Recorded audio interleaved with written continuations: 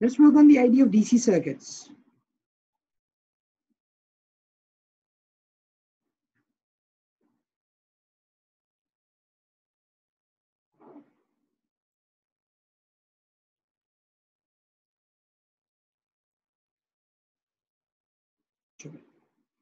DC circuits के अंदर हम जरा सीरीज और पैरेलल कॉम्बिनेशंस के ऊपर गुफ्तगू करेंगे। तो हमारे जब भी सर्किट कनेक्ट करने की बात आती है, it's either a series combination, a parallel combination, or a combination of both series in parallel. या तो आप रेजिस्टर्स को या सर्किट में कंपोनेंट्स को सीरीज में लगाते हो या पैरेलल लगाते हो, या फिर इन दोनों का कंबाइंड बनाते हैं, अटैच। सीरीज कॉम्बिनेशन या सीरियल कॉम्बिनेशन क्या कहलाता है? सीरियल कॉम्बिनेशन में जो कंपोनेंट्स होते हैं they are attached in line with one another. सही, बीइंग अटैच्ड इन लाइन का मतलब ये है कि एक के बाद दूसरा कंपोनेंट जो है वो अटैच हुआ। तो सीरीज के अंदर components are attached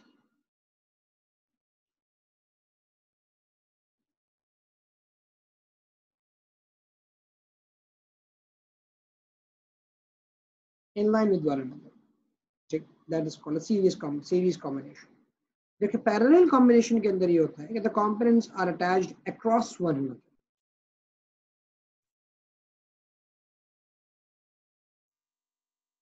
Components are attached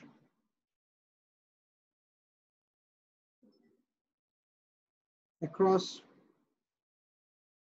one another.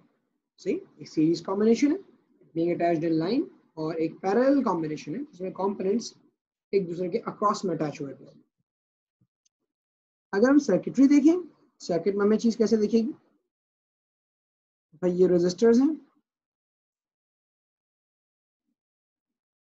attached in line, सही है, या लैम्प्स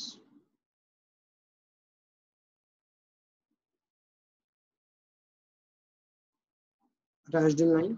अब इस तरह से दिखा दो, किसी भी तरीके से दिखा दो, सही है, it doesn't matter until and unless they are in a single loop। सही, एक लाइन में अटैच हुए हैं सारे, एक ही लूप है इनका। सही, पैरेलल कॉम्बिनेशन में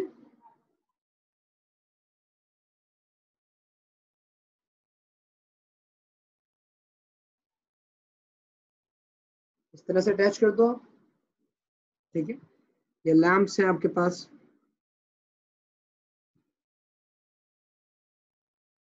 वो अटैच हुए हैं, या अगर रेजिस्टर्स भी हैं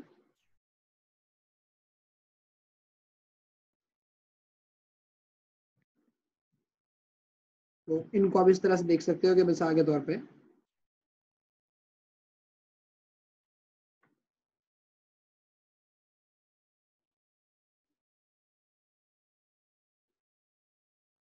इसको कैसा नहीं,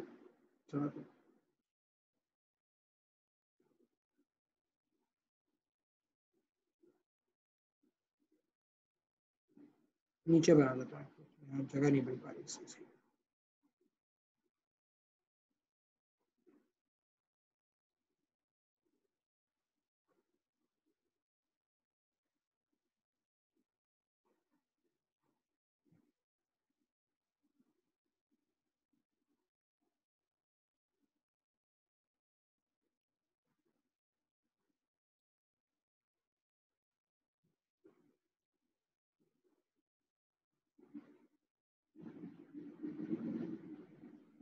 इस तरह के कॉम्बिनेशन में भी आपके पास पैरेलल कॉम्बिनेशन ही बन रहा है, इसमें से मल्टीपल लूप्स निकल रहे हैं।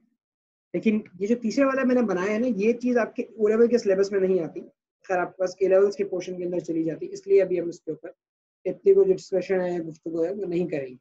हमारा जो मेजर है वो चलो के ऊपर वाले दो कंपोनेंट्स के ऊपर। अभी भले चाहो तो उसको भूल भी जाओ, ऐसा जैसे परेशान होने की जरूरत नहीं है कि ये क्या चीज बनी हुई थी, कैसे बनी।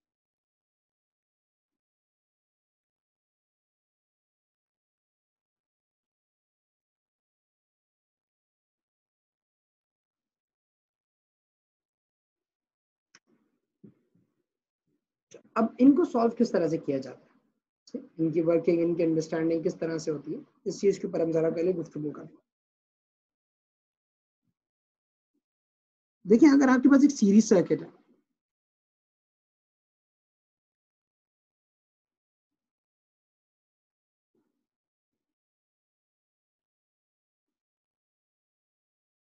सही, इस सीरीज सर्किट में तीन चीजों के बारे में हमें ख्याल रखना पड़ता है, करंट, उसका वोल्टेज और उसकी रेजिस्टेंस।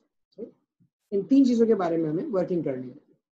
तो लेट्स से हमारे पास ये बैटरी जिसका टोटल वोल्टेज VT है, सही है, ये रेजिस्टर R1, ये रेजिस्टर R2, ये रेजिस्टर R3, सही, इस पे वोल्टेज आ रहा है V1, इस पे वोल्टेज आ रहा है V2 और इस पे वोल्टेज आ रहा है V3 आपके पास। और सर्किट के अंदर एक स्पेसिफिक करंट, आपको पता है करंट पॉजिटिव टर्मिनल से निकलता है और नेगेटिव टर्मिनल में एंटर होता है। चीज जो आपको याद रखनी है सबसे पहली बात कि देखिए ये एक लूप है, ये एक पाइपलाइन की तरह है, सही, और इसमें एक ही रेट पे करंट फ्लो कर सकता है। ये नहीं हो सकता कि आपके पास शुरू में करंट ज्यादा हो और बाद में करंट कम हो जाए। सवाल यह ऐसा क्यों नहीं हो सकता कि करंट शुरू में ज्यादा हो बाद में करंट कम हो जाए, ये पॉसिबल क्यों नहीं है? ये पॉसिबल इसलिए नहीं है क्योंकि करंट होता है बेटा rate of flow of electrons, कि भाई कितने इलेक्ट्रॉन्स पर सेकंड कहीं से गुजर रहे हैं, कितने इलेक्ट्रॉन्स पर सेकंड किसी जगह से पास हो रहे हैं। अगर मैं बोलता हूँ कि मेरी बैटरी में से, मिसाल के तौर पर मेरी बैटरी में से मैं कहता हूँ कि भाई मेरे पास 6 इलेक्ट्रॉन्स पर सेकंड इमर्ज हो, सब समझाने के लिए बोल रहा हूँ, 6 इलेक्ट्रॉन पर सेकंड निकल, एक के पीछे एक electron, 6 electrons in 1 second. They're passing in line with one another. लेकिन मैं अगर यहाँ पे खड़ा हूँ इस जंक्शन पे कहीं, यहाँ पे खड़े होकर मैं ऑब्जर्व कर रहा हूँ कि मेरे पास एक सेकंड के अंदर सिर्फ 4 इलेक्ट्रॉन है, एक सेकंड में सिर्फ 4 इलेक्ट्रॉन है। अगर मैं कहता हूँ तो भाई बाकी 2 इलेक्ट्रॉन कहाँ गए? क्या वो कहीं एक्यूमुलेट हो रहे पर सेकंड? तो मुझे इलेक्ट्रॉन सेम मिलने चाहिए। अगर 6 इलेक्ट्रॉन मैंने एक सेकंड में पहले पास होते हुए देखे हैं तो पूरे लूप के अंदर वो 6 ही इलेक्ट्रॉन पर सेकंड गुजरे, क्योंकि वो एक के बाद एक के पीछे एक लाख के आगे जा रहे हैं। अगर इलेक्ट्रॉन्स कम हो जाते हैं किसी जगह पे तो उसका मतलब है रास्ते में कहीं इलेक्ट्रॉन्स जमा हो रहे हैं। वाटर के एग्जांपल मैं आपको देता हूँ कि भाई लेट्स से एक दूर एक चुरंगी पानी का एक हाइड्रेंट है जहां से वाटर फ्लो कर रहा है अंदर जा, सही, काफी सारा पानी जो है वो हाइड्रेंट के अंदर फ्लो कर रहा है। Let's say 100 litres in 1 second, 100 litre एक सेकंड में पानी यहाँ से गुजर रहा है। आपको बताया गया भाई यहाँ से लेके आपके घर तक सिर्फ एक पाइपलाइन है, बीच में कुछ नहीं है, ठीक। तो आपके घर में जो टैप होगा,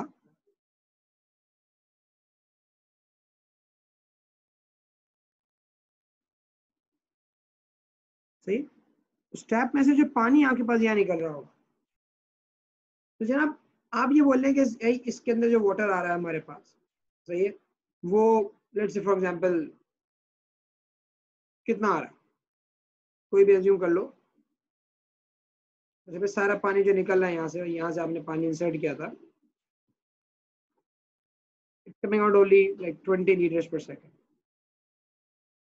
तो आप बोलोगे भाई उस हाइड्रेंट से लेके मेरे घर तक की पाइपलाइन एक ही है, बीच में कुछ नहीं अटैच हुआ, कोई दूसरी पाइपलाइन नहीं, कहीं कुछ नहीं है, ये कम क्यों आ रहा है? ऐसा कैसे हो सकता है कि ज्यादा पानी जा रहा है और कम पानी आ रहा है?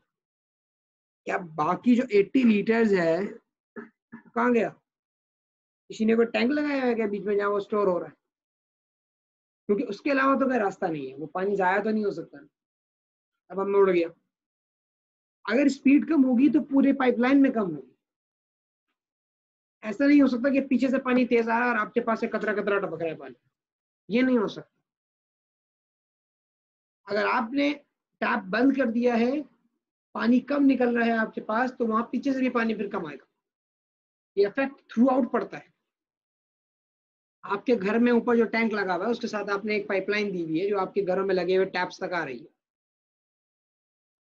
तो अगर आप टैप बंद करते हैं, पूरे घर में तमाम टैप्स को क्लोज कर दो, क्या टैंक खाली होना शुरू हो जाता है उसमें? नहीं होता। क्यों नहीं होता?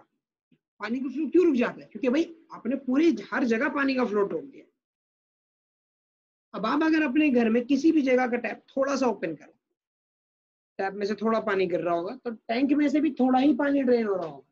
ये नहीं हो सकता टैंक में से पानी की ड्रेनेज बहुत तेज हो जाए और आप देख रहे हैं कि अभी मेरे पाइपलाइन में से जो है वो थोड़ा थोड़ा पानी आ रहा है, बाकी पानी किधर गया। तो ये चीज याद रखिएगा कि करंट का जो फ्लो है वो बिल्कुल वाटर के फ्लो की तरह होता है।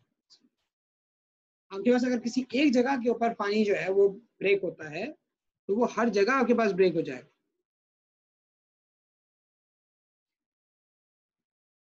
सीरीज के अंदर सारा मामला ये है कि सीरीज के अंदर जो करंट है it stage the same through out the entire circuit, क्योंकि वो करंट बिल्कुल वाटर के फ्लो की तरह चलता है। It stage the same through out the entire circuit. तो सबसे पहली बात जो आप करंट के बारे में यहाँ कहेंगे,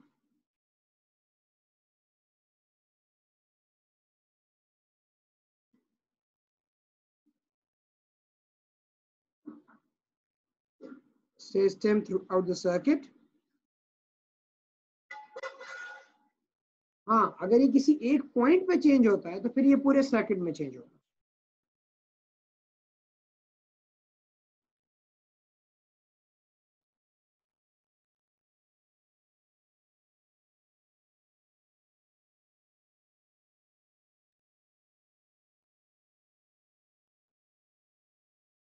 कि भाई आपने कोई रेजिस्टर बड़ा सा लगा दिया, R1 R2 R3 तीनों में से किसी एक जगह के अंदर लगा दिया, तो आप किसी भी जगह पे अगर कोई बड़ा सा रेजिस्टर अटैच करेंगे तो वो पूरे सर्किट में करंट को ड्रॉप करवाए, सिर्फ अपने पास ड्रॉप नहीं करवाए, एक नई वैल्यू पे जाके सबसेट हो जाए। कि अगर पहले चल रहा था 6 एम्पेयर, आपने एक रेजिस्टर निकाल के बड़ा वाला रेजिस्टर लगा दिया, कोई हैवी रेजिस्टर लगा दिया, तो वो 6 एम्पेयर से करके अगर 4 एम्पेयर होगा तो पूरे सर्किट में 4 एम्पेयर हो जाएगा। अब पूरे सर्किट में एक नया करंट चलेगा। अगर आपने उस 6 एम्पेयर उस बड़े ओम के रेजिस्टर को लगा के छोटा सा रेजिस्टर अटैच कर दिया, तो करंट 6 एम्पेयर से बढ़ गया, अगर 7 एम्पेयर होगा तो पूरे सर्किट में 7 एम्पेयर हो जाएगा। रेजिस्टर्स निकालने से या अटैच करने से, रेजिस्टर्स के चेंज होने से करंट पे फर्क पड़ता है, ऐसा नहीं है, लेकिन फिर जो करंट नया स्टैब्लिश होता है वो पूरे सर्किट में होता है। ये नहीं होता कि सिर्फ उस रेजिस्टर के पास करंट का चेंज आता है, वो तमाम रेजिस्टर्स के अंदर, वो बैटरी में से निकलने के अंदर, बैटरी में एंटर होने तक हर जगह पे करंट चेंज हो जाता है, वो रेगुलेट हो जाता था। बिल्कुल एमन, मैग्नीट्यूड ऑफ करंट आपके पास हर जगह सेम रहेगा सीरीज के अंदर। It will change if you change the resistance, but again it will now be set to a new constant value। अब एक नई वैल्यू पर सेट हो जाएगा।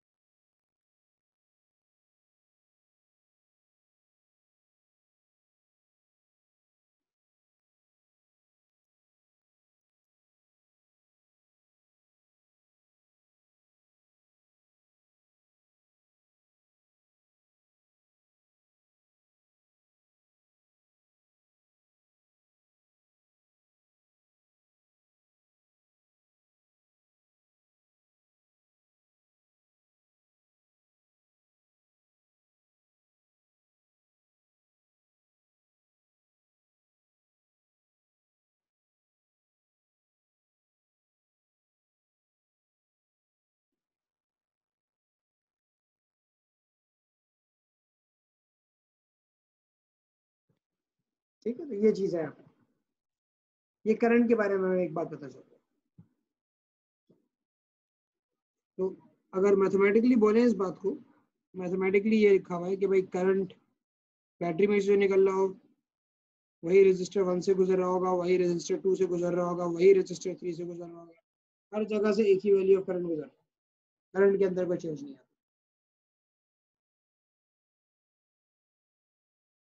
करंट के बाद वोल्टेज है। देखो, वोल्टेज के बारे में मैंने आप लोगों को एक्सप्लेनेशन दी थी कि वोल्टेज एनर्जी की मानंद है। एनर्जी होती है ना चार्जेस में मौजूद, इसी तरह वोल्टेज है। Voltage is the energy present in the charges. हाँ, अब ये जो इलेक्ट्रॉन्स निकले हैं ये हर रजिस्टर में से पास हो रहे होते हैं, तो बेस्ड ऑन द रेजिस्टेंस, सही, उस रजिस्टर की जो रेजिस्टेंस है कि भाई कितनी हिंड्रेंस वो क्रिएट करता है, ये वोल्टेज हर रजिस्टर पे अलग जा सकती है। कुछ रजिस्टर्स ऐसे हैं जो इलेक्ट्रॉन ज्यादा एनर्जी ड्रॉप करेंगे अपनी, कुछ रेजिस्टर्स ऐसे होंगे जहाँ एनर्जी कम ड्रॉप होगी, और उसका जो सारा दारोमदार है वो उस रेजिस्टर की वैल्यू पे है। अगर एक हैवी रेजिस्टर लगा हुआ है तो इलेक्ट्रॉन्स अपनी काफी एनर्जी उस जगह से ड्रॉप कर यूज कर जाएंगे, क्योंकि उन्हें उसी स्पीड से चलते हुए जाना है। तो in order to maintain their speed, in order to maintain their flow, they have to lose a large portion of their energy over there. They have a greater drop. तो अगर R1 एक छोटे से रेजिस्टर है तो R1 में बहुत थोड़ा सा वोल्टेज ड्रॉप होगा। अगर R2 एक बड़ा रेजिस्टर लगा हुआ है तो R2 के ऊपर ज्यादा एनर्जी ड्रॉप करेंगे, they lose more part of their voltage. और इसी तरह R3 अगर R2 से कम है तो R3 पे R2 से कम वोल्टेज ड्रॉप होगा। लेकिन क्योंकि ये एनर्जी है तो law of conservation of energy valid रहती है यहाँ पे। ऐसा नहीं हो सकता कि आपकी बैटरी से एनर्जी कम मिली हो और आपके रेजिस्टर्स में एनर्जी ज्यादा जाया हो। ये जो डिवीजन ऑफ एनर्जी है, ये जो डिवीजन ऑफ वोल्टेज है, ये रेजिस्टेंस के रेशियो के बेसिस पे होता है। On the basis of ratio of these resistances आपके पास एनर्जी डिवाइड है कि भाई फॉर एग्जांपल 2:3:1, ये 2 पार्ट R1 पे ड्रॉप होगा, 3 पार्ट R2 पे ड्रॉप होगा, 1 पार्ट R3 पे ड्रॉप होगा। टोटल आपके वोल्टेज के 6 हिस्से बनेंगे, थोड़ा थोड़ा हर हिस्से में चला जाए। उसको ज्यादा पोर्शन मिलेगा वोल्टेज का जो ज्यादा हैवी रेजिस्टर था, जो सबसे ज्यादा लाइट था उसमें सबसे कम वोल्टेज ड्रॉप होगा। लेकिन होगा उतना ही जितना बैटरी से सप्लाई हो, उससे कम नहीं, उससे ज्यादा नहीं। यहाँ पे वोल्टेज के बारे में हम ये बात लिखते हैं,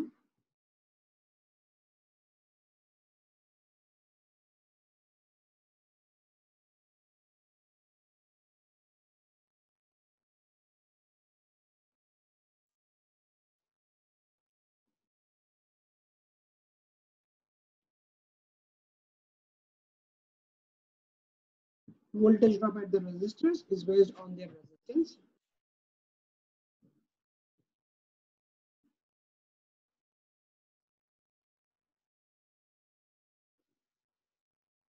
Larger resistors have more voltage drop.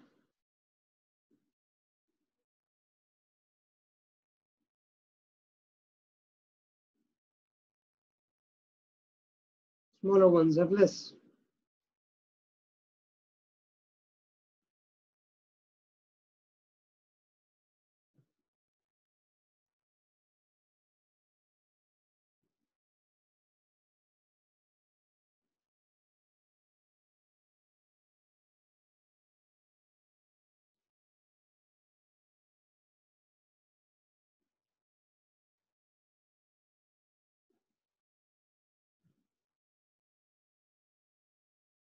ठीक है भाई, लेकिन ये बात भी लिख देते हैं, the division of voltage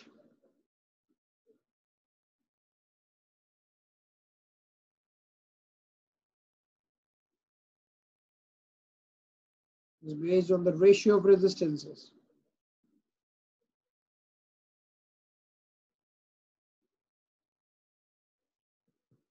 See, ratio of resistances के बेस पे ड्रॉप होता है, मतलब R1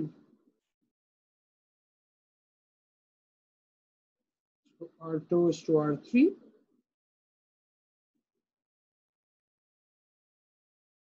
V1 is to V2 is to V3 की फॉर्म में वोल्टेज ड्रॉप हो जाता है।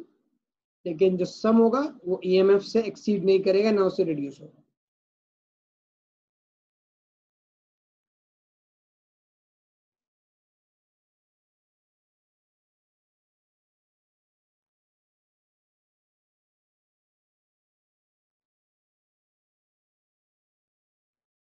Never exceeds, never goes below the EMF. बात समझ में आई? इसको वर्डिंग में अगर हम लिख दें,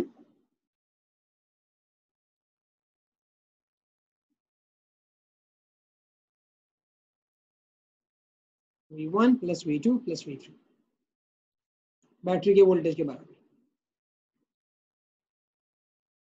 और यहाँ से फिर आप रेजिस्टेंस और वोल्टेज को यूज करते हुए करंट और वोल्टेज को यूज करते हुए रेजिस्टेंस की डेरिवेशन करते हैं।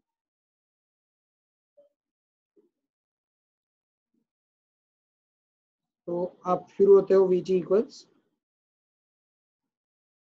V1 plus V2 plus V3 आप ये बात जानते हो कि V इक्वल्स आई आर है, आई टी जो है, जो वी टी है वो आई टी आर टी हो जाएगा, V1 हो जाएगा I1R1, V2 हो जाएगा I2R2, क्योंकि ये V इक्वल्स आई आर लगाने का जो रूल है बेटा वो यही है कि जिस चीज पे V इक्वल्स आई आर लगा रहे हो तमाम चीजें उसी कंपोनेंट की होनी चाहिए। अगर आप टोटल वोल्टेज की बात करते हैं तो फिर करंट भी आपको टोटल यूज करना पड़ेगा, रेजिस्टेंस भी आपको टोटल यूज करनी पड़ेगी।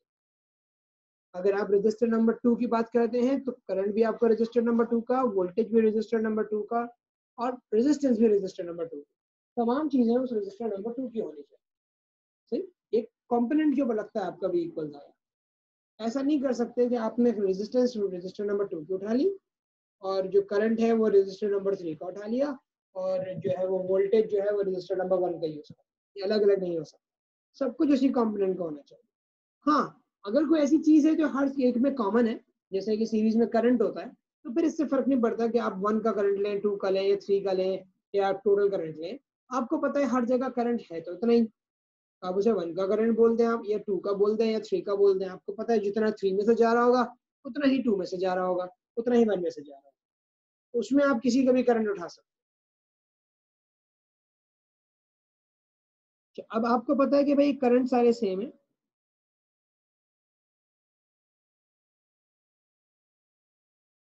तो मैं सबको आई टी बना के कॉमन निकाल देता हूँ।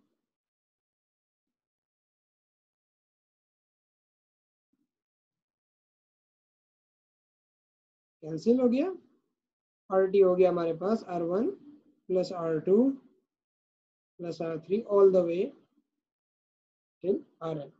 जितने रजिस्टर्स आपके पास लगे हुए हों आप उन सबको सिंपली ऐड कर सकते हैं।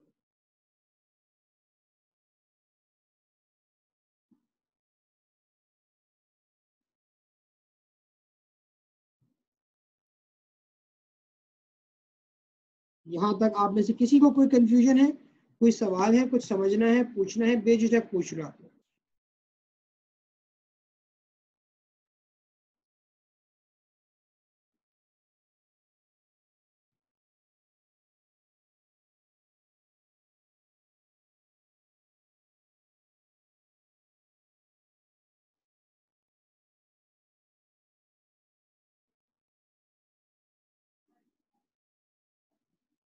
किसी को वोल्टेज में कोई कंफ्यूजन हो, करंट में कोई कंफ्यूजन हो कि भाई वो सेम कैसे है, या वोल्टेज में डिवीजन क्या क्या कॉन्सेप्ट है, सही है, तो बिल्कुल बेशक पूछ सकता है। वरना अभी हम एक सवाल भी करेंगे इसका, एक दो सवाल करेंगे ताकि हमारे कॉन्सेप्ट जो है उसमें मजबूत हो जाए।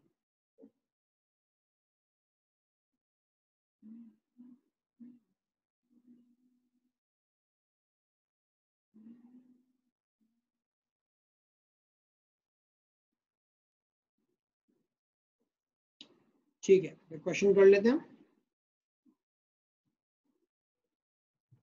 इस क्वेश्चन को आप लोग साथ साथ सॉल्व करेंगे, मैं जवाबात आप लोगों से पूछना चाहूंगा, आप मुझे इसके आंसर्स बताएंगे। भले आप चाहें तो स्नैपशॉट लेके मुझे व्हाट्सएप कर दें, सही, दैट्स इक्वली पॉसिबल। आप चाहें तो चैट बॉक्स के अंदर आंसर बता दें, इसमें कोई इशू नहीं। स्नैपशॉट लेके व्हाट्सएप करने में एक आसानी ये हो जाती है कि मैं आपकी गलती पहचान जाता हूँ, अगर आपने कोई जवाब गलत दिया होता है ना, तो उसमें मुझे पता चल जाता है कि भाई ये चीज़ आपने गलत लिखी है, सॉल्यूशन ना मुझे नजर आ जाए। मशवरा मेरा यही है कि अगर आप स्नैपशॉट लेके भेज देंगे तो वो मेरे लिए आसान ज़्यादा हो जाएगा पहचानना कि गलत क्या किया था। पहले मैं सर्किट ड्रॉ कर लेता हूँ, जब तक आप अपने पास अपने रजिस्टर्स और पेन और कैलकुलेटर्स अरेंज कर लो, अगर आप नहीं लेके बैठे हुए थे तो।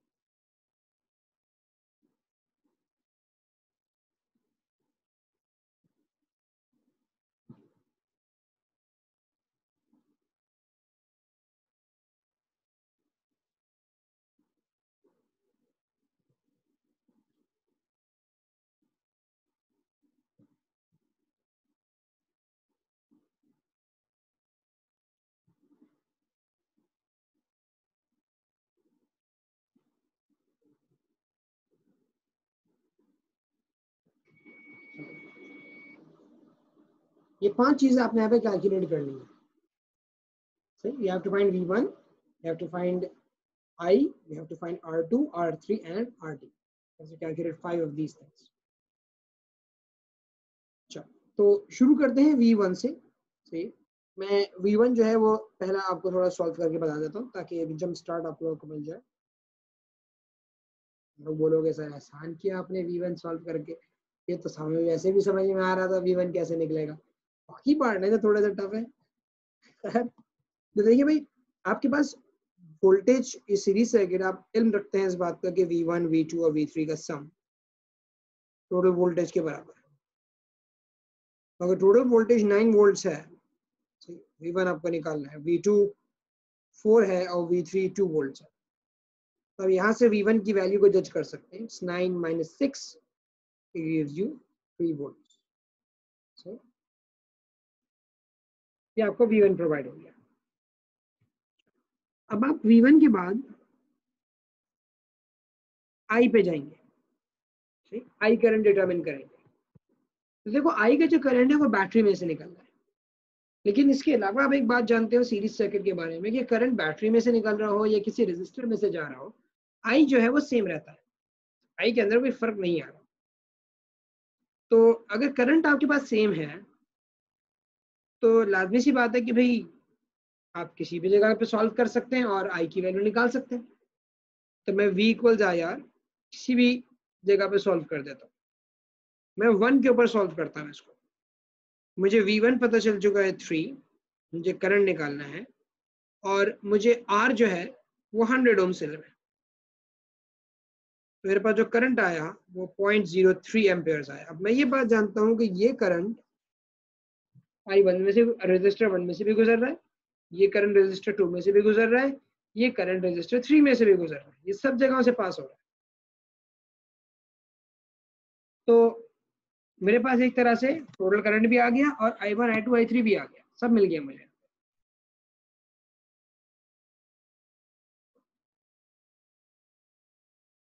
थर्ड में उसने बोला है R2.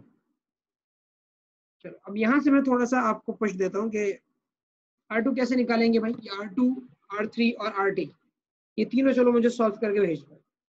टेक अ मिनट और 2, इसको सॉल्व करो, मुझे बताओ आंसर क्या आना चाहिए इसका.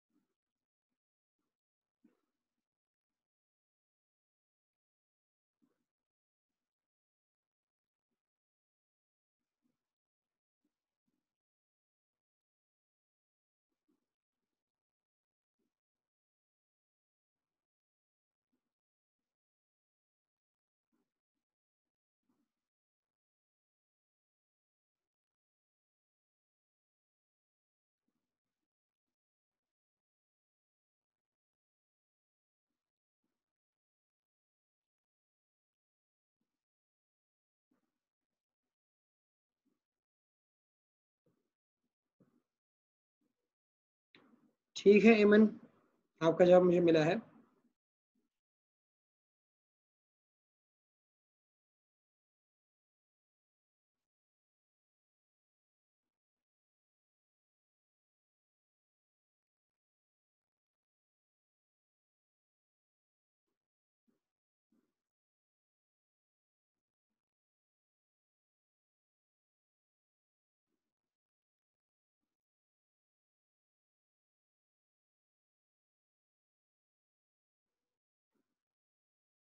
What about the rest? R2 तो आपका सही आया है।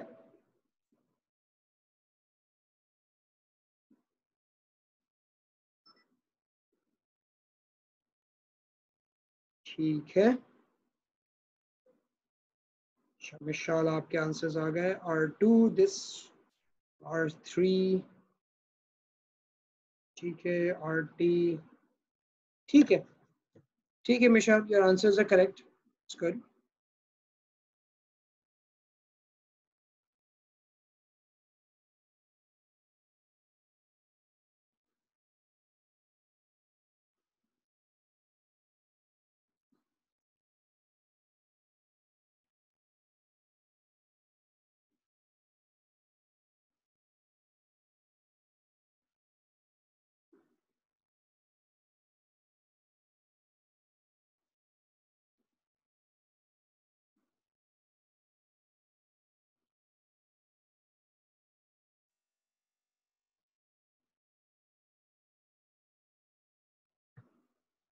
What about the rest? बाकियों ने अब तक कुछ नहीं किया क्या सॉल्व?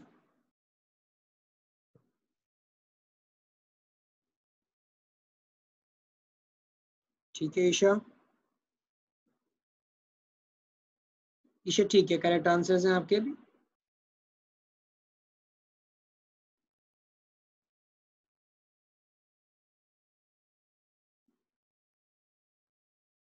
अगर किसी को कोई कंफ्यूजन हो रही है, प्रॉब्लम हो रही है, समझ नहीं आ रहा हो तो वो पूछ सकता है, लेकिन giving no answers means you have be kicked out of the classroom the very moment. किसी को कोई बात ना समझ में आई है तो वो पूछ सकता है कि सर ये आंसर नहीं आया मेरे पास। ठीक है अमन, बाकी दोनों भी आपके करेक्ट हैं।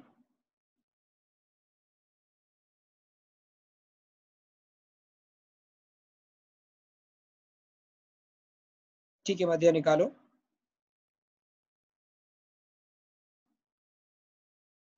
R1 क्या बना वैसे मध्य?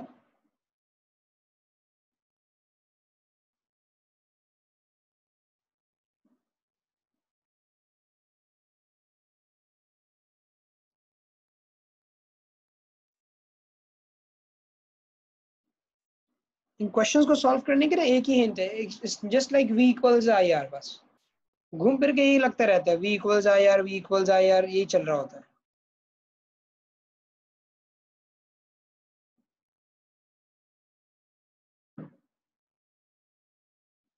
तो जितने पार्ट्स हैं V इक्वल्स आई आर से सॉल्व हो जाएंगे आराम से।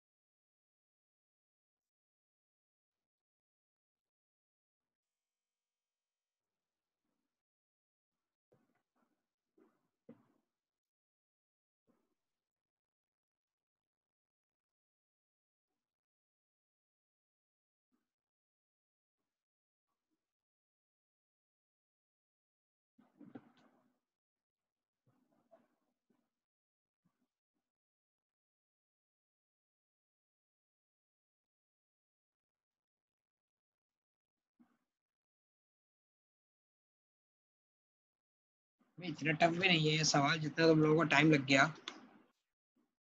सीधा सीधा सवाल है।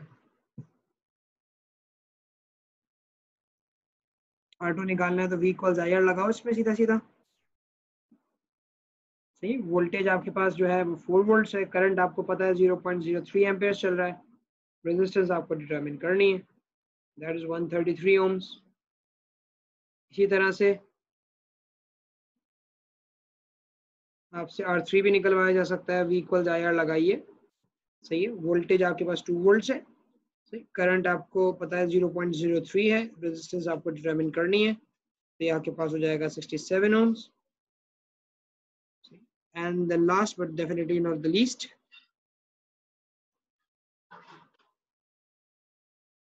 अगर आपको फिफ्थ डिटरमिन करना है RT, आप इन तीनों को ऐड कर सकते हो, सही। 100 plus 133 plus 67, this would give you a 300 ohms.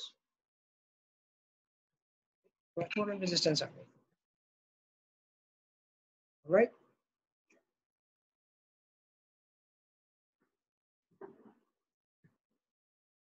अब जरा पैरेलल पे ध्यान देते थे।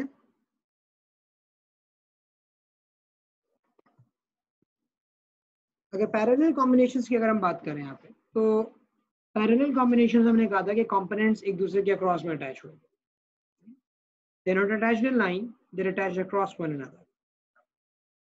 अब यहाँ पे if you are attaching components across one another, तो इसको सर्किट्स को किस तरह से सॉल्व किया जाएगा, इसमें वोल्टेज, करंट और रेजिस्टेंस पे क्या वेरिएशन होगी, ये देख लेते हैं।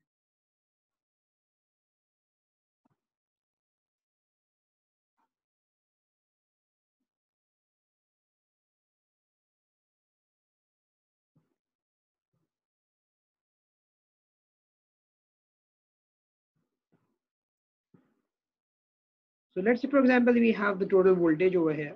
We have R1, we have R2, we have R3. यहाँ से I करंट इमर्ज हुआ, लेकिन मामला ये है कि जो करंट है ये इन पॉइंट्स पे डिवाइड होगा, क्योंकि इसको रूट मिल रहा है ना। जैसे एक रोड है, एक रोड आगे एक तरफ इधर जा रहा है, एक रोड इस तरफ जा रहा है आगे की तरफ, तो कुछ गाड़ियां इधर निकल जाएंगी, कुछ गाड़ियां आगे चली जाएंगी, सही। जब पानी का अगर फ्लो था तो वाटर की पाइपलाइन में से पानी आ रहा था, तो दो आपको रूट्स मिले, तो कुछ पानी राइट पे जाएगा, कुछ पानी नीचे की तरफ जाएगा, तो वाटर का फ्लो डिवाइड हो गया। इस तरह यहाँ पे भी है, जो करंट का फ्लो है वो डिवाइड हो गया, इधर कुछ करंट जाएगा, इधर कुछ करंट जाएगा, जो बचा हुआ करंट है वो इधर जाएगा। I1, I2 और I3 करंट डिवाइड होता हुआ वहां से नजर आया। तो पैरेलल के अंदर तो एक चीज यहाँ पे क्लियर हो गई कि जब करंट है वो डिस्ट्रीब्यूट हो जाता है, कंपोनेंट से ब्रेक हो जाता है, लेकिन जो वोल्टेज है, जो एनर्जी है, वो डिवाइड नहीं होती। मैं इसकी मिसाल देता हूँ। लेट्स से क्लासरूम है, और जैसे हमारा क्लासरूम, सही, वी आर 10 ऑफ अस, सही, हम क्लासरूम में मौजूद है, सही। मैं भी इस वक्त स्टूडेंट हूँ। लेट्स से हमारे एक टीचर है, उन्होंने हमें पैसे दिए, ये लो पैसे, जाओ घूमो फिरो। नहीं है मैं समझा रहा हूँ अभी बात, सही। तो आपको लेट्स फॉर एग्जांपल टीचर ने हर स्टूडेंट को 100 रुपये नोट दे दिया, तो सर पे पकड़ा दिए कि भाई आप जाइए और कैंटीन में या आप जस्ट भी ब्रेक टाइम के अंदर जहाँ से भी जो खाना चाहते हैं आप खा लीजिए, ठीक है भाई। अब जब हमें 100 रुपये नोट मिले तो हम सबके पास एक पोटेंशियल आ गया 100 रुपीज का सलाहियत है हमारे पास। उन्होंने बोला भाई इसे खर्च कर देना, या ये कह लो कि एक टिकट दे दिया उन्होंने हमें 100 रुपीज का, कि भाई ये टिकट है आपके पास, ये 100 रुपीज का टिकट है, आप शॉप पे जाइए और इस टिकट का इस्तेमाल कर लीजिएगा, जो आप खाना चाहेंगे आप ये टिकट दे दीजिएगा, वो आपके खाने को दे दीजिएगा। ठीक है भाई, जो हम मांगेंगे वो हमें दे देगा इस 100 रुपये टिकट के अक्रॉस अगेंस्ट से। तो अब जब हम क्लासरूम से निकलेंगे, हम सारे एक साथ निकले 10 के 10, लेकिन हमारे क्लासरूम के आगे कुछ ये कॉरिडोर था, सही है, ये क्लासरूम, सही, ये कॉरिडोर, इस कॉरिडोर से एक रास्ता इधर जा रहा है, एक रास्ता सीधे जा रहा है, एक इधर, एक कैंटीन इधर बनी हुई है, एक कैंटीन इधर बनी हुई है, एक कैंटीन इधर बनी हुई है। जब हम सारे 10 के 10 यहाँ से क्लास से निकलेंगे, अभी हम एक साथ जा रहे हैं, हम सबके पॉकेट्स में 100 रुपये का नोट है।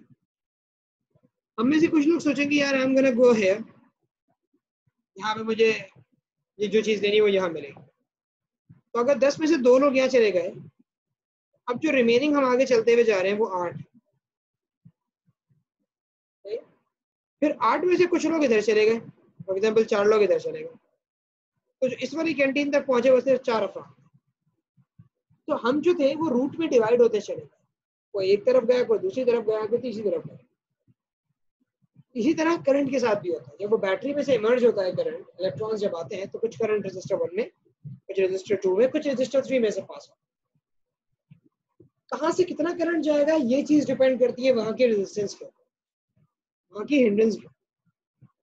वो रेजिस्टर जो कंपैरेटिवली एक हायर रेजिस्टर है, एक बड़ा रेजिस्टर है, वो ज्यादा हिंड्रेंस क्रिएट करता है, तो वहां इलेक्ट्रॉन्स कम जाना प्रेफर करता है, तो वहां इलेक्ट्रॉन्स का फ्लो कम होता है, वहां करंट कम होता है। मतलब इमेजिन करो R1, R2 और R3 में से R1 सबसे हैवी रेजिस्टर लगा हुआ है, 1000 ओम्स का रेजिस्टर। तो अगर वो 1000 ओम्स का रेजिस्टर था तो सबसे कम करंट 1000 ओम वाले रेजिस्टर में से जा रहा होगा, यानी I1 जो है वो सबसे कम होगा। अगर R2 जो है वो सबसे हल्का रेजिस्टर था, 10 ओम का रेजिस्टर लगा हुआ था, तो I2 के अंदर से सबसे ज्यादा करंट फ्लो कर रहा होगा। So I2 would have been the largest value. तो बात यही होती है कि करंट की जो डिवीजन होती है ना बेटा, वो रेजिस्टर के बेसिस पे होती है। जहां रेजिस्टेंस कम होती है वहां करंट ज्यादा चलता है, और वो भी इन रेशियो की फॉर्म में ही होती है। सही, R1:R2:R3 के रेशियो की फॉर्म में ही करंट डिवाइड होता है। जहां पे रेजिस्टेंस कम होगी वहां करंट ज्यादा जाएगा, बस ये कि उल्टा लिंक होता है। लिंक होता है वो इनवर्स का लिंक होता है, जहां रेजिस्टेंस कम वहां करंट ज्यादा, जहां रेजिस्टेंस ज्यादा वहां करंट कम फ्लो करेगा, लेकिन करंट डिवाइड हो जाए। वोल्टेज का जो मामला है, वोल्टेज एक तरह से एनर्जी है, और हम लोगों ने अपनी जो एनालॉजिकल एग्जांपल दी थी कि भाई हम जैसे क्लासरूम में से निकले और कॉरिडोर में से गुजरते हुए जा रहे थे, हमारी पॉकेट में मौजूद वो 100 रुपीज का जो टिकट था वो हमारा पोटेंशियल, हम उसे इस्तेमाल कर सकते थे कुछ करने के लिए, कुछ खाने के लिए। इसी तरह इलेक्ट्रॉन को दी जाने वाली एनर्जी उस 100 रुपए की टिकट की तरह, जिसको वो इस्तेमाल कर सकते, उसे कन्वर्ट कर सकता है किसी और फॉर्म के अंदर।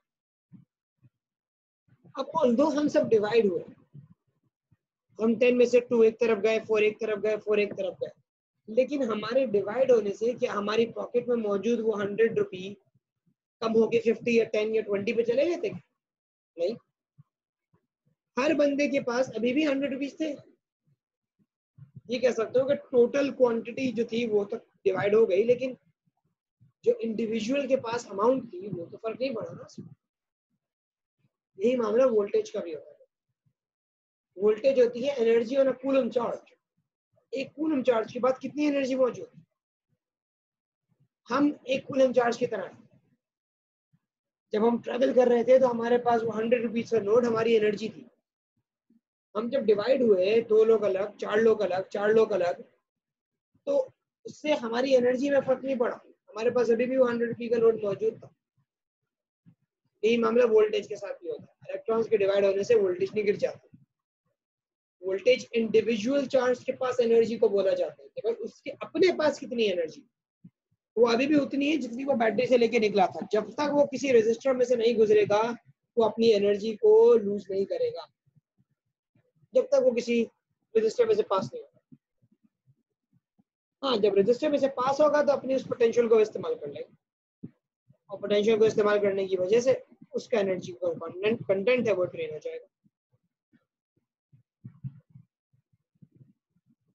तो यही बात जो मैंने यहाँ पे बताई, अब मैं इसको वर्डिंग्स में यहाँ लिख देता हूँ।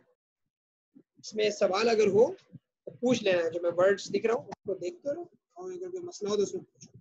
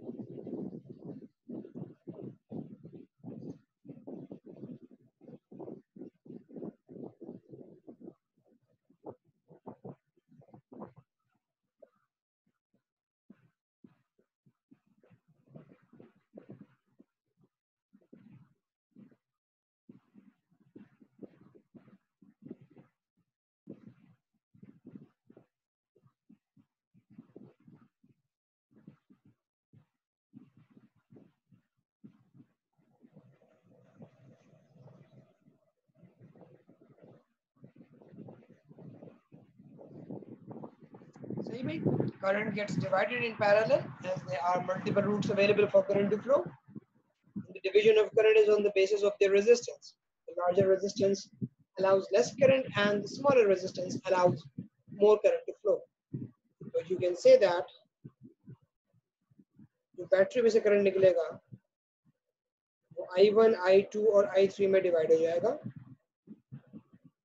बस ये है कि आपके पास टोटल करंट से ज़्यादा नहीं। अगर हम 10 स्टूडेंट निकले थे तो वापसी जो है हम 10 ही आएंगे, सही है। अगर आप हमारे रूट्स के ऊपर हमारे नंबर ऑफ स्टूडेंट्स को काउंट करें तो भाई 2 एक तरफ गए, 4 एक तरफ गए, 4 आगे की तरफ गए, तो अगर आप हमें ऐड करें तो हम 10 ही काउंट करें। इसलिए जो टोटल करंट होता है वो और जो रेजिस्टर्स में जाने वाला करंट है, तो रेजिस्टर्स में जाने वाले करंट को ऐड कर लो, टोटल करंट के हमेशा बराबर है।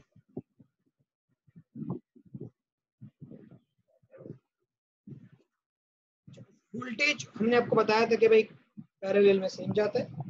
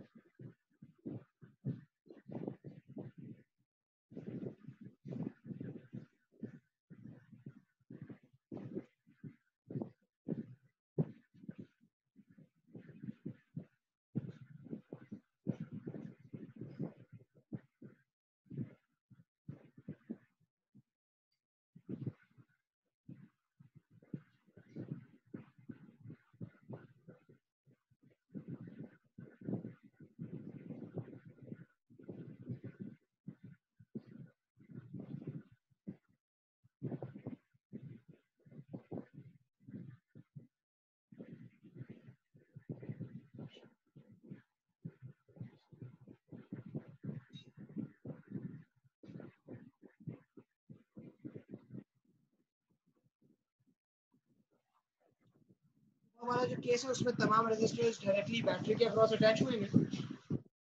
केस में आप ये कह सकते हो कि भाई जो आपके पास वोल्टेज आ रहा होगा पूरा पूरा ईएमएफ के बराबर ही है, क्योंकि उन रेजिस्टर्स में एंटर होने से पहले इलेक्ट्रॉन्स ने कहीं पे भी अपनी एनर्जी जाया नहीं की, उन्होंने किसी रेजिस्टर को फिक्स नहीं किया।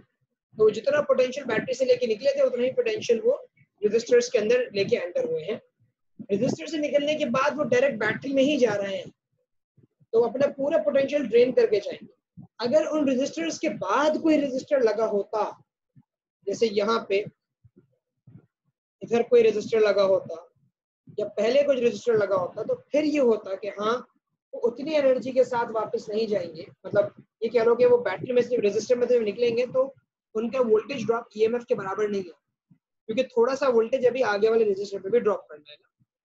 तो ऐसा नहीं होता कि आपके पास सारा वोल्टेज बैटरी का जो है वो रेजिस्टर R1, R2, R3 पे ड्रॉप हो जाता और जो बाकी रेजिस्टर आगे जो रेजिस्टर लगा उसके ऊपर कोई वोल्टेज नहीं आ रहा। ऐसा नहीं होता। फिर ये होता है कि अगर मिसाल के तौर पे अगर 9 वोल्ट की बैटरी थी तो 7 वोल्ट्स इस पे आता, 2 वोल्ट्स अगले वाले पे आ रहा होता। लेकिन अभी ना इस कॉम्बिनेशन से पहले कुछ है ना कॉम्बिनेशन के बाद कुछ है, तो फिर आप ये कहते हो कि भाई अगर 9 वोल्ट की बैटरी है तो R1, R2, R3 सबको 9 वोल्ट ही है। कुछ इलेक्ट्रॉन्स R1 से जा रहे होंगे 9 वोल्ट से, कि कुछ R2 से जा रहे होंगे और कुछ R3 से जा रहे होंगे। बस ये डिफरेंस आपको नजर आएगा उस चीज। तो वोल्टेज के मामले में पैरेलल में सब कुछ सेम होता है भाई, V1, V2, V3 all equal. और इस केस में ये VT के बराबर है। हर दफा VT के बराबर नहीं होगा, इस केस में VT के बराबर है क्योंकि आपके पास रेजिस्टर्स के अक्रॉस बैटरी लगी हुई है डायरेक्ट, कोई रेजिस्टर आगे पीछे अटैच नहीं हुआ सीरीज के। वरना जो पैरेलल कॉम्बिनेशन होता है उनके वोल्टेजेस हमेशा इक्वल। अब यहाँ से आप रेजिस्टर की डेरिवेशन भी कर सकते हो।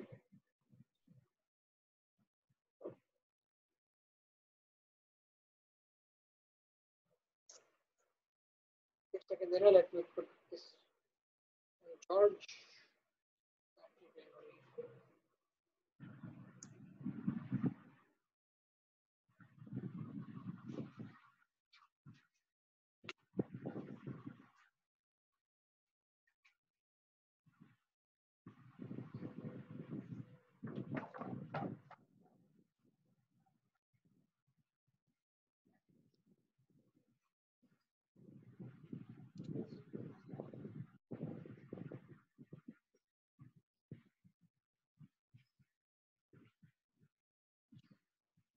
रेजिस्टर की रेजिस्टेंस को डिटरमिन करें यहाँ पे, तो भाई देखिए हमारे पास एक तो ये पता है कि भाई VT जो है सब बराबर है एक दूसरे के, और दूसरा मुझे ये पता है कि जो करंट है वो डिवाइड हुआ. तो मैं करंट की एक्सप्रेशन को यूज करूंगा. मैं ये बात जानता हूं कि V इक्वल्स IR है, तो I को V अपॉन R लिखा जा सकता है, और इसी वजह से मैं हर जगह I की जगह V अपॉन R लिख सकता हूँ. VT upon RT, V1 upon R1, V2 upon R2 and V3 upon R3. आप हर जगह ये लिख सकते हैं, मतलब जिस जगह का करंट उस जगह का वोल्टेज और रेजिस्टेंस आप यहाँ प्लेस कर दोगे. अगर मैं वोल्टेज कॉमन निकालूंगी, मुझे पता है वोल्टेज हर जगह सेम है, वोल्टेज को कॉमन निकाल लेता हूँ. VT बना के कॉमन निकाल लें.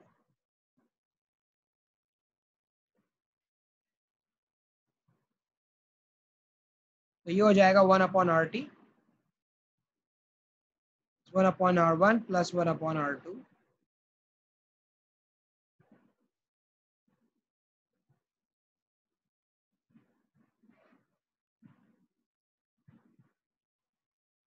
Till 1 upon R. ये आपके पास पैरेलल के अंदर टोटल रेजिस्टेंस निकालने का फॉर्मूला.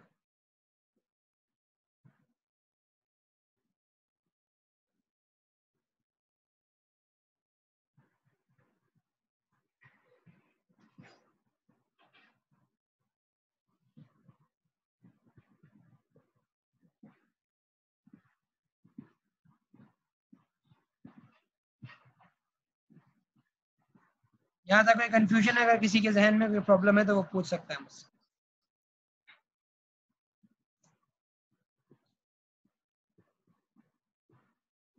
5 मिनट का ब्रेक लेते हैं, सही है, 5 से 10 मिनट का. उसके बाद एक क्वेश्चन भी अटेम्प्ट कर लेंगे.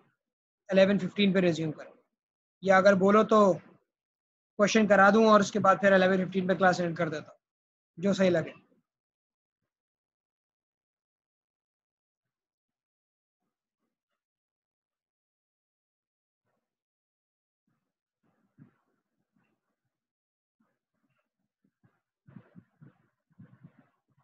चलो क्वेश्चन करवा देता हूँ, फिर 11:15 पे एंड कर.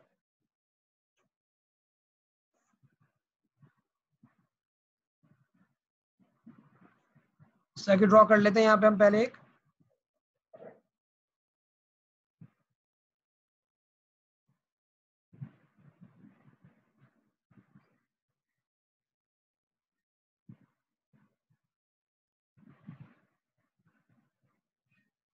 ये हमारे पास 3 रेजिस्टर्स हैं एक दूसरे के पैरेलल में अटैच हुए हुए हैं.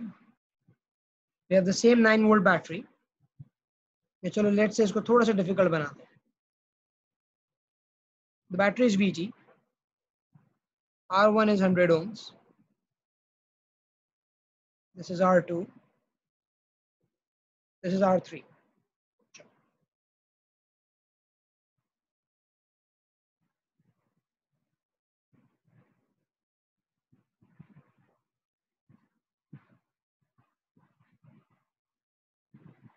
करंट की वैल्यूज में डिक्लेयर कर देता हूँ जरा यहाँ पे.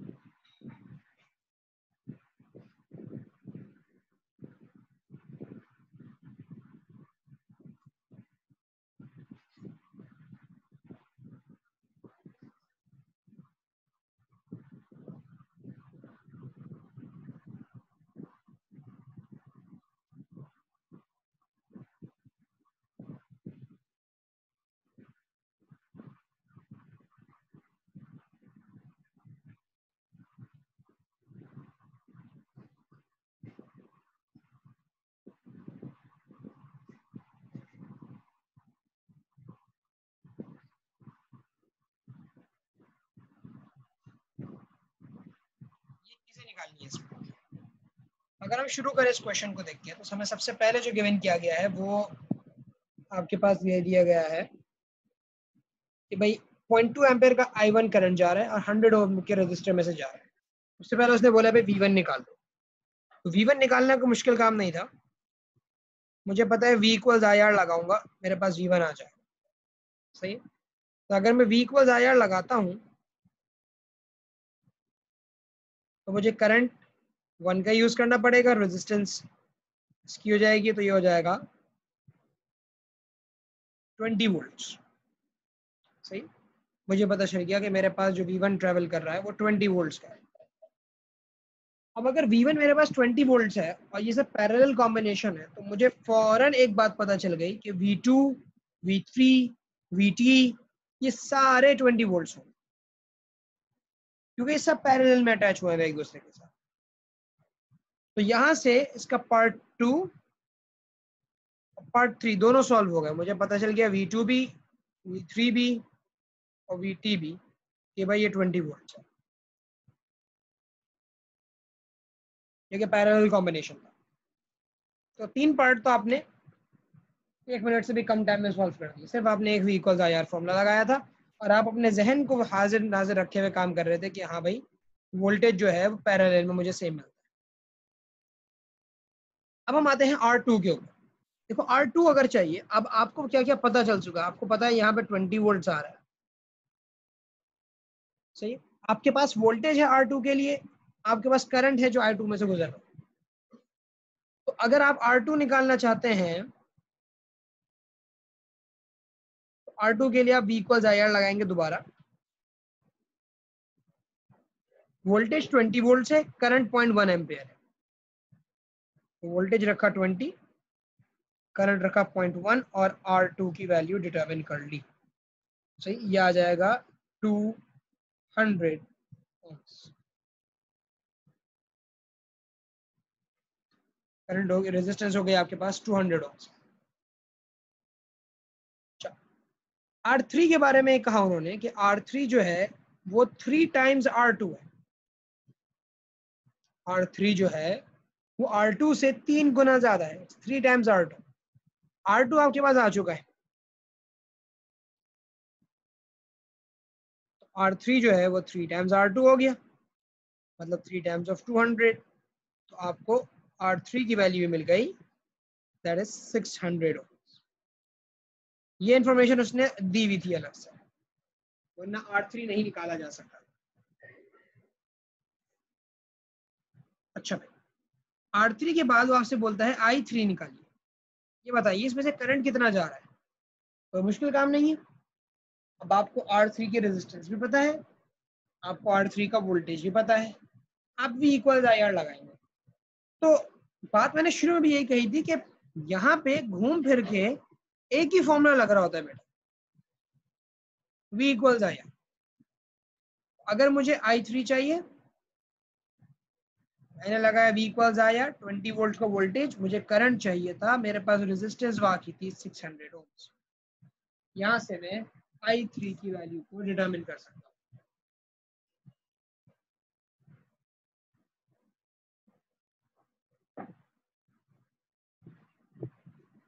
ये हो जाएगा 20.600 1/30 यानी 0.033।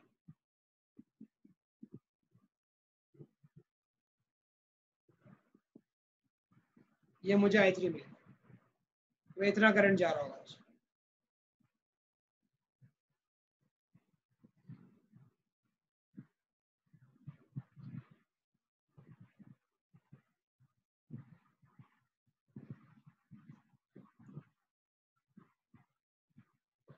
और 7th टोटल करंट निकालना था आई टोटल करंट है बैटरी में से जो इमर्ज हो रही है।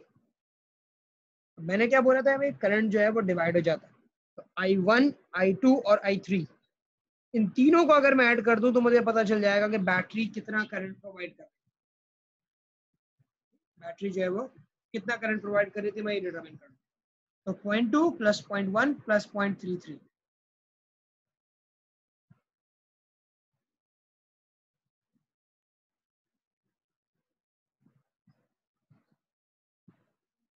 0.2 plus 0.1 plus 0.03.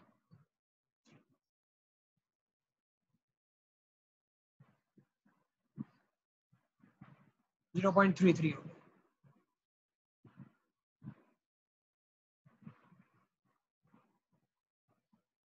ये आपके पास करंट की वैल्यू है।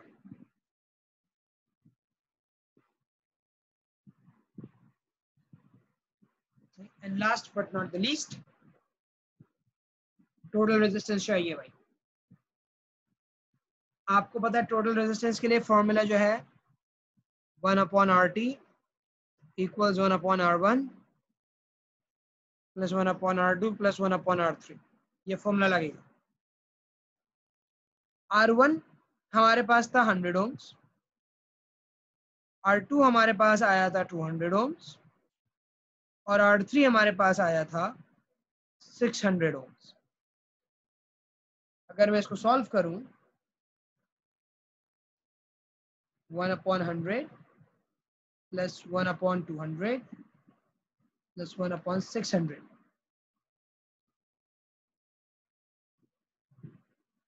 एमन R1 plus R2 plus R3 बेटा वो पैरेलल के लिए नहीं है, वो सीरीज के कॉम्बिनेशन के लिए फॉर्म है।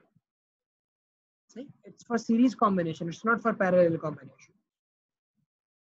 और अगर आप ये जानना चाहते हो कि भाई इसकी फिजिकल सिग्निफिकेंस क्या है, भाई चले आप वो तो फॉर्मूले के थ्रू आया, लेकिन फिर भी 3 रजिस्टर लगे हुए हैं, ये ऐसा क्यों हो रहा है? तो उसके लिए आप मुझे 5 मिनट दे दो, मैं ये क्वेश्चन मुकम्मल करा के आपको इसकी फिजिकल इम्प्लीकेशन बता दूँ। तो बेटा इसका जवाब आ रहा है 1/60, लेकिन this is not your answer because this is equal to 1/60। आपको RT चाहिए तो आप इसका इन्वर्स करना मत भूलिएगा। RT is equal to 60 ohms।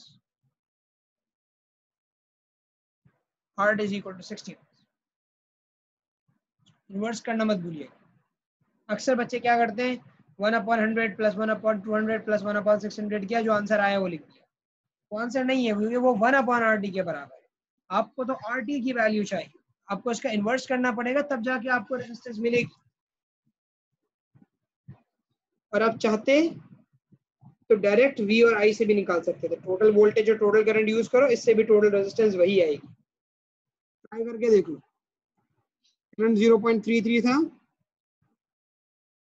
Voltage 20 volt था, V इक्वल्स IR लगाओ, R equals V upon I हो जाएगा, 20/0.333 करो, 60 आ गया। तो आप उस फॉर्मूले से भी निकाल सकते थे, आप V इक्वल्स IR से भी निकाल सकते थे। टोटल वोल्टेज और टोटल करंट इस्तेमाल करा, जो आंसर आया वो टोटल रेजिस्टेंस आई आपके पास। इक्वली वैलिड बात है।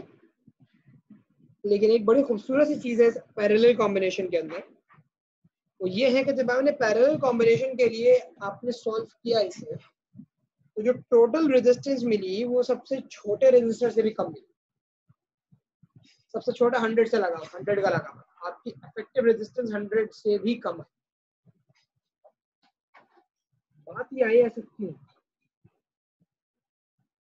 पैरेलल में रेजिस्टर्स लगाने से रेजिस्टेंस क्यों करती है? आप 1/R करके क्यों ऐड करते हो? देखो मामला क्या है, इस चीज में इवन आपके सवाल का जवाब मिल जाएगा। रेजिस्टर की डेफिनेशन है, वो रेशियो है वोल्टेज और करंट का। जब आप रेजिस्टर अटैच करते हो ना, तो बैटरी से निकलने वाला करंट और उसके वोल्टेज का एक रेशियो आपको रेजिस्टेंस बताता है। मैं आपको एग्जांपल छोटी सी देता हूँ कि मैंने एक 2 वोल्ट की बैटरी लगाई, सेल लगाया 2 वोल्ट का, और एक 2 ओम का रेजिस्टर लगा दिया। बैटरी कितना करंट दे रही होगी मुझे? 1 एम्पेयर का। बैटरी मुझे 1 एम्पेयर का करंट दे रही होगी। मैं क्या करता हूं, मैं एक और 2 ओम का रेजिस्टर लगा देता हूं।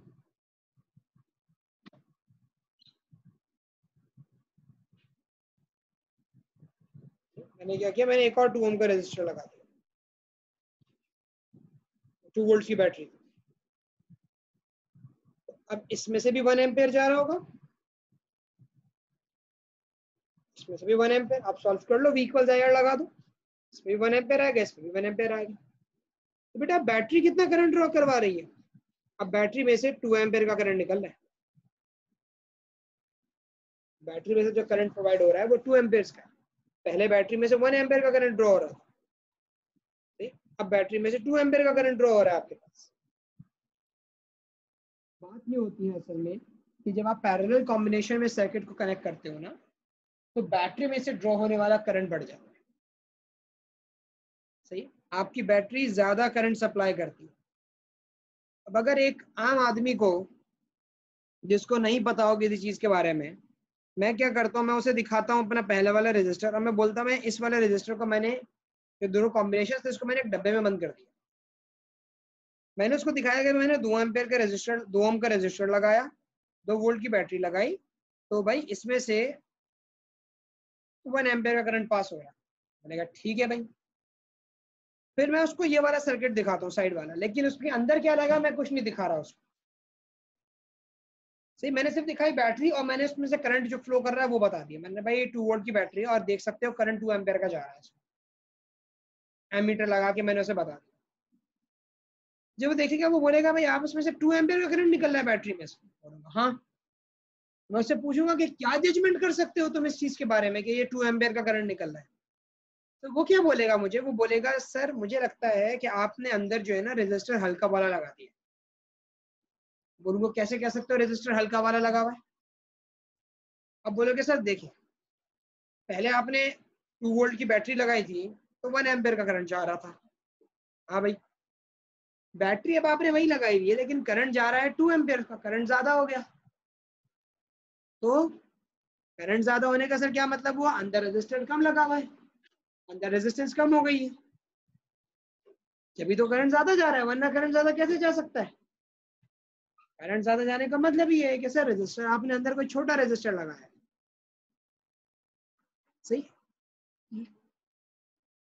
सही, लेकिन बैटरी आपकी वही 2 वोल्ट्स की थी और हाई करंट सप्लाई हो रहा है, तो बंदे के जहन में सबसे पहली चीज ये जाती है कि भाई अंदर R इक्वल V/I के मुताबिक भी अगर आप देखें 2 वोल्ट्स का वोल्टेज, 2 एम्पेयर का करंट, 1 ओम की रेजिस्टेंस बढ़ रही है, बोलेगा सर अंदर आपने कोई 1 ओम का रेजिस्टर लगा दिया। लेकिन जब मैं उसको ये बॉक्स हटा के दिखाऊंगा तो वो क्या देखेगा, वो देखेगा 2 रजिस्टर लगे में 2 ओम के पैरेलल। पैरेलल के अंदर मेरे बच्चे असल में मामला ये होता है कि रजिस्टर्स पैरेलल में अटैच करने से जो बैटरी में से करंट ड्रॉ हो रहा होता है वो बढ़ जाता है, बैटरी ज्यादा करंट सप्लाई करती है और इस हाई सप्लाई ऑफ करंट की वजह से हमें लगता है कि रेजिस्टेंस कम हो। असल में रेजिस्टेंस कम नहीं हुई भी होती, उसका इफेक्ट ऐसा आता है जैसे कि एक लो वैल्यू ऑफ रेजिस्टेंस आपने अटैच की, सिर्फ इसलिए क्योंकि करंट ज्यादा हो गया, करंट ज्यादा होने से रेजिस्टेंस में ड्रॉप आ जाता है। ये बात है सर कि पैरेलल में रेजिस्टेंस कम इसलिए होती है क्योंकि current drawn from the battery increase.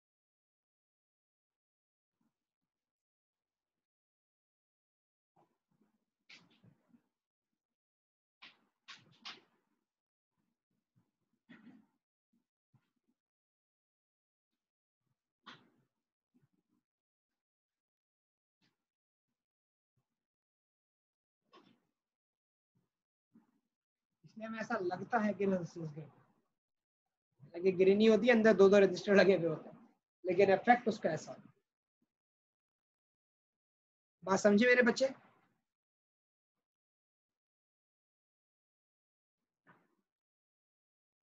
इस चीज में अगर कोई परेशानी हो तो बिल्कुल मुझसे बेझिझक पूछो।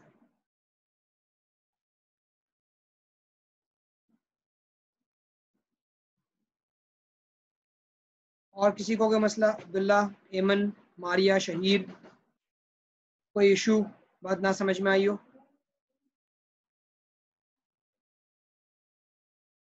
आई होप ये वाला पैरेलल कॉम्बिनेशन वाली बात भी क्लियर हो जाती है, क्योंकि ये बहुत एक अजीब सी बात होती है जो समझ में नहीं आती ना। आई होप ये चीज़ आपके जहन में क्लियर हो गई हो। अब इंशाल्लाह आइंदा का ये मसला नहीं होगा ये समझने के अंदर कि भाई किस तरीके से आपका वोल्टेज वोल्टेज चाहिए। आज का लेसन हम यहीं पे रखते हैं। सही, इंशाल्लाह कल की क्लास के अंदर कंबाइंड सर्किट्स के ऊपर बात करेंगे और पावर के ऊपर बात करेंगे। बाकी ये है कि आज की अटेंडेंस जो थी मैं वो अपलोड कर दूंगा, और मैं फिर ये कि जो बच्चे आज मौजूद थे अब इंशाल्लाह इन्हीं स्टूडेंट्स के साथ हम कंटिन्यू करेंगे, क्योंकि फिर बाकी वो जो 30 स्टूडेंट्स जो ग्रुप में add and don't feel like कि भाई they don't even need those class.